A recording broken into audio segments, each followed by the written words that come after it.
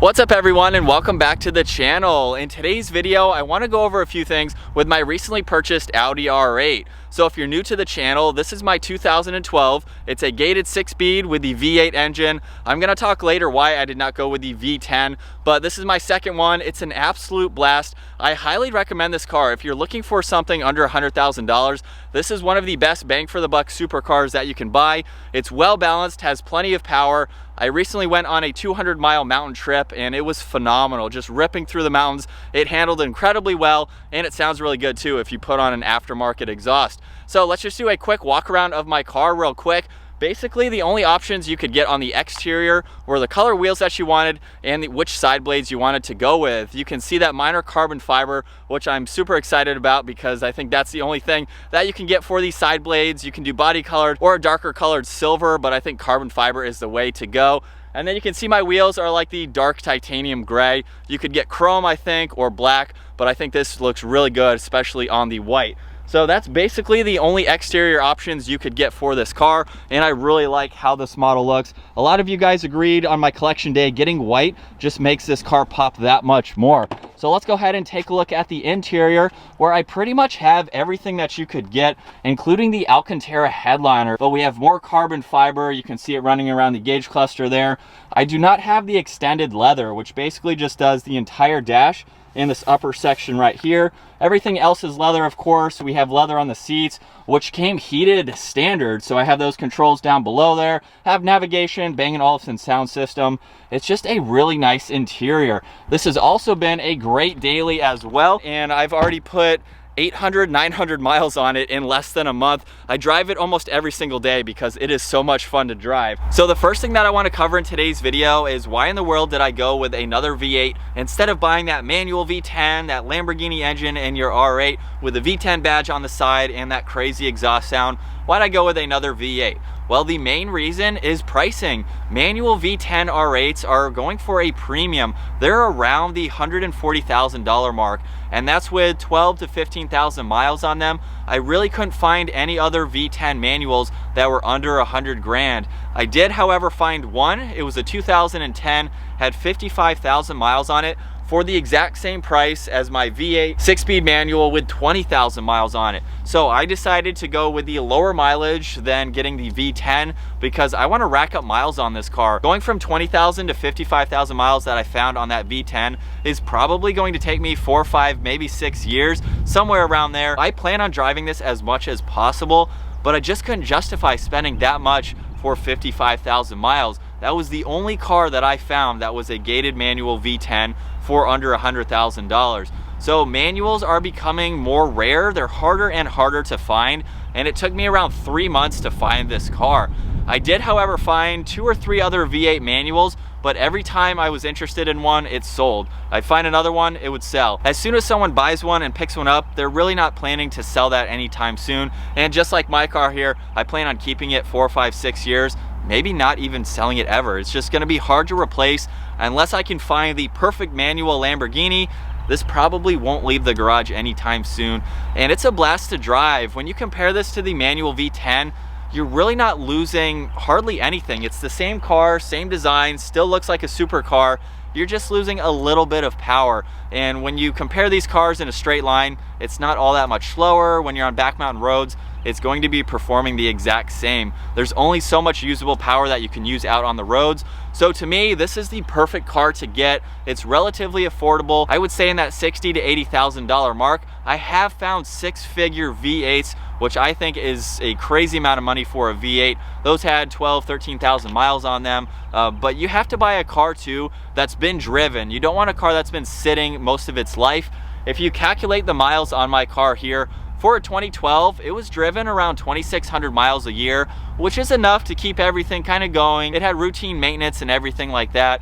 So finding cars that have 10,000 miles on them, you got to be careful on those ones. Aside from that though, the Audi R8 is an incredibly reliable vehicle, and that's the main reason that I decided to buy another one. And like I mentioned earlier, I don't plan on getting rid of this car anytime soon, so I wanted to buy something that's going to be reliable. I can hop in it, drive it, and not have to worry about anything.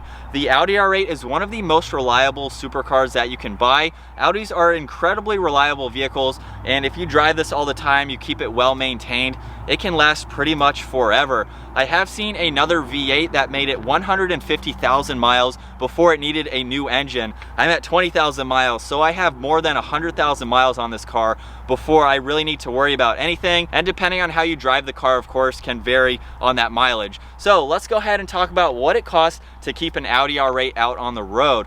So I recently put my new tag on. I had my 30-day tag, of course, and paying property tax for this car was just under $500.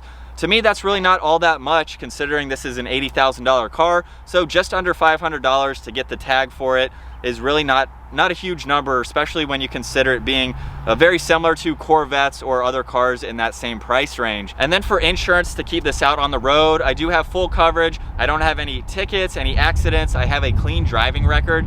This is just under $800 for 1 year. When you compare that to my 2017 Toyota Tacoma, which is just a normal pickup truck, that's around $650, just under $700 for the year.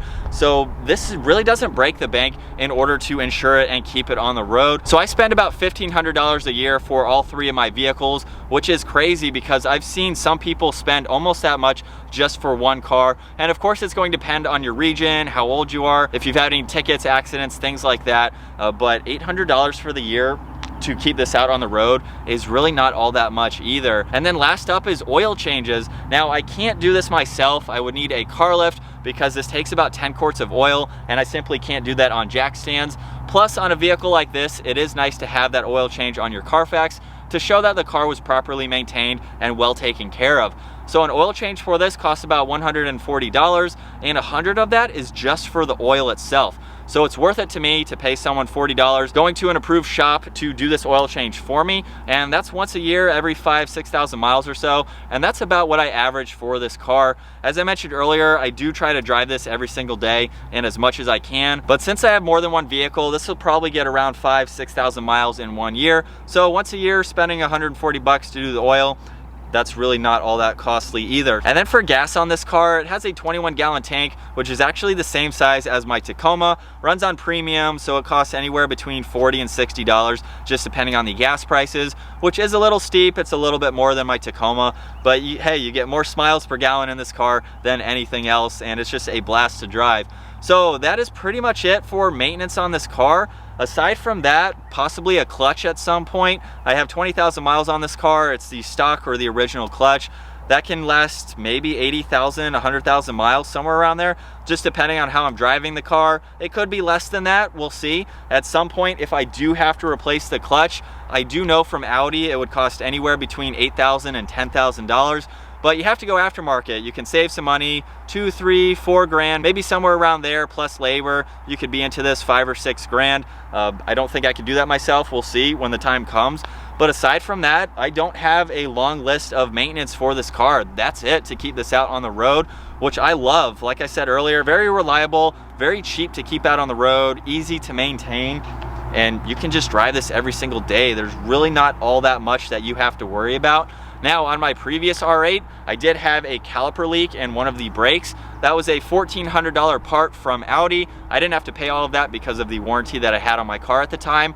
So that seems pretty steep for one caliper, but aside from that, like I said, this is so much fun to have because of how reliable it is and how cheap it is to maintain. There might be some parts here and there that will cost more than a normal car, but aside from that, with having the V8 engine, which is a little bit more reliable than the V10, it's very easy to keep out on the road. And so last up for today's video, I wanted to cover any mods that I have planned for this car. I've had a lot of comments about that. Now, on my last R8, all I did was an exhaust. I didn't have time or get around to doing anything else. So I definitely have a lot more plans for this car. Like I said at the beginning of this video, this does have a catback exhaust. It sounds great, don't get me wrong, but I think I want to go a little bit louder. I had a Valvetronic on my last car, And so I think I just want this to have the best of both worlds with being quiet and being a little bit louder. So at some point I'll upgrade the exhaust again, but that's not in the near future. I do, however, want to spoil myself and get a new spoiler. I want to go with the V10 carbon wing because I think it looks really good on this car, and it's a direct replacement for this small wing that it has right now, and it even overhangs just a little bit and comes out to the end of the taillight. I think that would look really good and complement the carbon fiber side blades really nicely. I also want to upgrade my wheels. I want to paint my calipers. So comment down below if you guys have any color ideas, because that's going to be something we're going to do in the driveway. I want to lower this car as well, so maybe an inch and a half or so. I have some room to do that, so I think that would look really cool as well. And aside from that, possibly wrap it at some point. I'd like to do some kind of blue, so I have my blue crew with all my vehicles being almost identical, different shades of blue, of course. And then last up would be power. Maybe at some point in the distant future I can supercharge this, and that would give me around 500, 550 to the wheels. This would be an absolute monster with the 6-speed manual. I'm really just mainly wanting to drive this car and just enjoy it, but there are some cosmetic things that I want to do. I have installed the pedal commander, which has been a good boost in its throttle response. Doesn't add any more horsepower like the supercharger, of course, but it has made it a little bit better and a little bit more peppy as well. So that's definitely been fun. But comment down below, what else do you guys want to see on my Audi R8? I think this is going to be a fun car to own, and like I said earlier, it's going to stay in the garage for quite some time. But I hope you guys enjoyed today's video going over some of the maintenance costs. I don't have a long 2-page essay on what it costs to maintain this car. Very cheap to own and afford, and it's just a blast to drive. But I hope you guys enjoyed today's video. If you did, give it a huge thumbs up. Consider smashing that subscribe button if you want to stay up to date on our daily uploads. I'll see you guys in the next video.